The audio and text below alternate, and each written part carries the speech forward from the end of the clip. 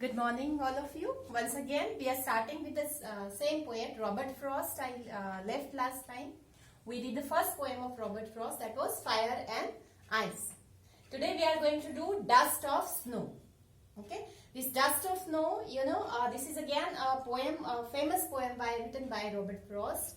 About Robert Frost, as I told you, he's a poet who takes mostly his poems are inspired from the rural life. Small incidents from the nature he takes and symbolizes them in our lives.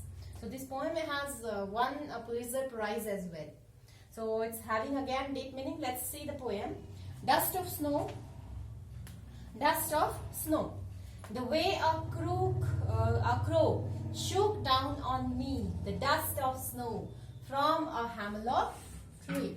Okay, has given my heart a change of mood and saved some part of a day I have rued.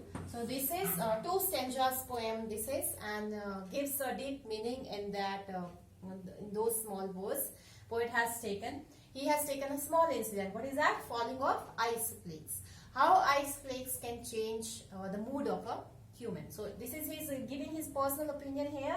The poet, he is saying how even he is saying that small creature, that squanger bird, that crow brought happiness in his life. So when he was in a temporary gloomy mood, he was in a gloomy mood.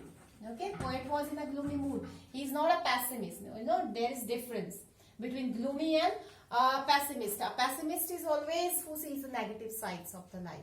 But he was not pessimist here. He is in a gloomy mood. So when in a sad mood, he is passing from the hill area somewhere in the nature. So what he saw, he was standing under a hemlock tree. So when he was standing this hemlock tree, this is thought to be a poisonous tree, poisonous. But for a poet, it's not a poisonous, it's a beautiful tree. Crow is called to be a squanger bird, which is people mostly don't find any beauty in the crow. But here for poet, these two things became very important. These brought happiness in his life. So this way he became happy because of a crow. What happened? When he was passing, he was standing under this poisonous tree, hemlock tree. So what happened? Some dust of snow. A crow shook down. This is hilly area, and normally ice flakes are normal on the trees. Ice are falling when this is something was happening like that. So when he was standing under this tree, a crow came and sat over the tree. What happened? It shook the branches, and when it shook branches, it's dust of snow, particles of the snow. Okay, dust of snow is particles of the snow. They fall over the poet. They fall over the poet, and he, for a moment, though he was in a bad mood, in a sad mood. So for a moment, when ice flakes were falling over him, he became happy. That mood changed. That happiness it brought. That sadness turned into happiness, and he felt happy that ice were falling, just like a small child, innocent child. He was enjoying that. See that how ice flakes were falling over him. Okay, this is the first paragraph. So what happened? What impact of this incident happened of him? Has given my heart a change of mood and saved some part of a day I had rued. Rued is regret, sorrow. Okay. So here poet is saying, so when this was happening, ice flakes were falling and I was enjoying like a child. So what happened? He said my heart changed. His heart changed. His mood changed. And sadness became happiness at that moment. And that day when he was in a regret mood, he has spoiled some of the day already with that bad mood. Now it was changed, and now he was again, his mood changed. And that was because of that crow whom he felt. It's not like as a squanger bird, not maybe people will not be feeling good about a poisonous tree, hemlock tree, crow tree, but for poet, even small part of the nature can bring happiness. And this is the message of the poem, that how nature is interlinked with us.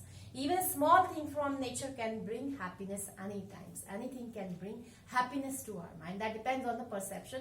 How do we take that particular thing? Okay.